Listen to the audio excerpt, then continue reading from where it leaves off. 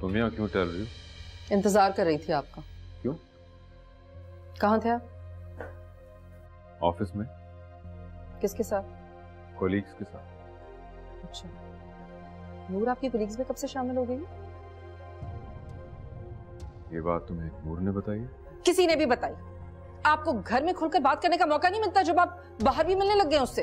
ये तुम मुझसे किस लहजे में बात कर रही हो? शौहर हूं मैं तुम्हारा। एग्जैक्टली, शौहर हैं आप मेरे, लेकिन नूर को लेकर जाते डिनर के लिए आप। इसलिए कि जिब्रान के बाद से वो बहुत तन्हा और अकेली हो गई है। अच्छा, तन्हाई मिटाना चाह रहे हैं आप उसकी? तो इसमें हर्ज क्या है? हद रिटाई की।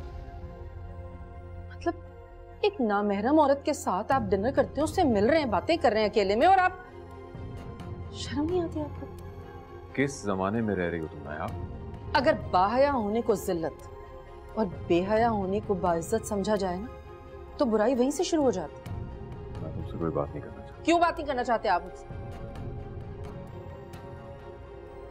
कभी वो आपको रामीन के खिलाफ भड़काती है, कभी मेरे खिलाफ, और अब मुझे लगता है कि साहिर की बारी है। वैसे साहिर के बारे में मैंने एक फैसला किया। कैसा फैसला? क्यों ना हम जुनैरा और साहिर का रिश्ता तय करें। अच्छा, तो यानी अब अपनी बेटी के जरिए मेरे घर पर हुकूमत करना चाहती है वो? ऐसा हरगिज नहीं हो सकता। ये बात आइंदा अपनी जुबान पर भी मत लाइएगा आप। मेरे शौहर को तो वो मुझसे छीन ही चुकी है।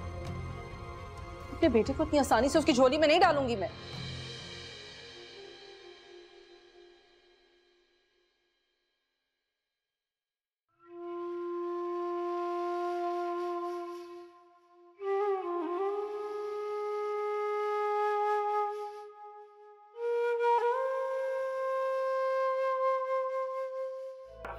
कैसा रहा आपका डिनर? एक्सीलेंट, बहुत ही जबरदस्त। नाइस। तुम बहुत जल्द इस घर पर याशी करने वाली हो।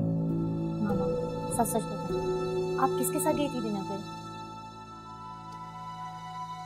तुम सच बर्दाश्त नहीं कर पाओगी। मामा, मैं बर्दाश्त कर लूंगी, बताएं तो सही। तुम्हारे शहरियार अंकल के साथ। तो क्या वो मान गए? मान ही जाएंगे, ऐसी भी क्या बेसब्री। मामा, आप ये सब कैसे कर लेती हैं? ये मत पूछो। तुम्हें अगर मेरे लिए इतना कुछ बर्दाश्त जो करना पड़ता है, अब उसका मदावा तो मुझे ही करना होगा ना। कैसे?